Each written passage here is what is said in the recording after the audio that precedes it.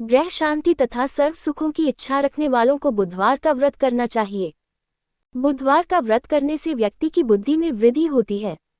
इसके साथ ही व्यापार में सफलता प्राप्त करने के लिए भी इस व्रत को विशेष रूप से किया जाता है। व्यापारिक क्षेत्र की बाधाओं को दूर करने में भी यह व्रत लाभकारी रहता है। इसके अतिरिक्त जिन व्यक्तियों की कुंडली में बुध अपने फल देने में असमर्थ हो, उन व्यक्तियों को यह व्रत विशेष रूप से करना चाहिए। अथवा जिनकी कुंडली में बुध अशुभ भावों का स्वामी होकर अशुभ भावों में बैठा हो, उस अवस्था में भी इस व्रत को करना कल्याणकारी रहता है। एक समय किसी नगर में एक बहुत ही धनवान साहूकार रहता था। साहूकार का विवाह नगर की सुंदर और गुणवंती लड़की से हुआ था। एक बार वो अपनी पत्नी को लेने बुधवार के दिन ससुराल गया और पत्नी के माता पिता से विदा कराने के लिए कहा। माता पिता बोले, बेटा आज बुधवार है, बुधवार को किसी भी शुभ कार्य के लिए यात्रा नहीं करते। लेकिन वह नहीं माना और उसने वहम की बातों को न मानने की बात कही। दोनों ने बैलगाड़ी से यात्रा प्रारंभ की।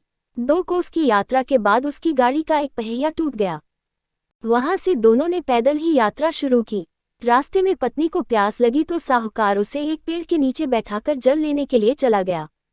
थोड़ी देर बाद जब वो कहीं से जल लेकर वापस आया तो वह बुरी तरह हैरान हो उठा, क्योंकि उसकी पत्नी के पास उसकी ही शक्ल सूरत का एक दूसरा व्यक्ति बैठा था। पत्नी भी साहूकार को देखकर हैरान रह गई। वह दोनों में कोई अंतर नहीं कर पाए। साहूकार ने उस व्यक्ति से पूछा, तुम कौन हो और मेरी पत्नी के पास क्यों बैठे हो? साहूकार की बात सुनकर उस व्यक्ति ने कहा, अरे भाई, यह मेरी पत्नी है। मैं अपनी पत्नी को ससुराल से विदा करा कर लाया हूँ, लेकिन तुम कौन हो जो मुझसे ऐसा प्रश्न कर रहे हो? साहूकार ने लगभग चीखते हुए कहा, तुम जरूर कोई चोर या ठग हो। यह मेरी पत्नी है, मैं इसे पेड़ के नीचे बैठाकर जल लेने गया था। इस पर उस व्यक्ति ने कहा, अरे भाई, झूठ तो तुम बोल रहे हो।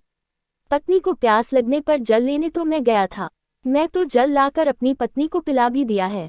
अब तुम चुपचाप यहाँ से चलते बनो, नहीं तो किसी सिपाही को बुलाकर तुम्हें पकड़वा दूंगा। दोनों एक दूसरे से लड़ने लगे। उन्हें लड़ते देख बहुत से लोग वहां एकत्र हो गए।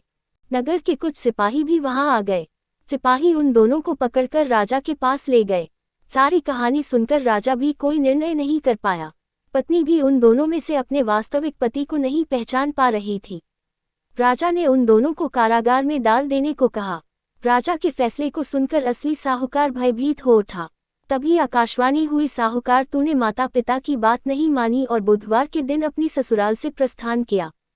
ये सब भगवान बुधदेव के प्रकोप से हो रहा है।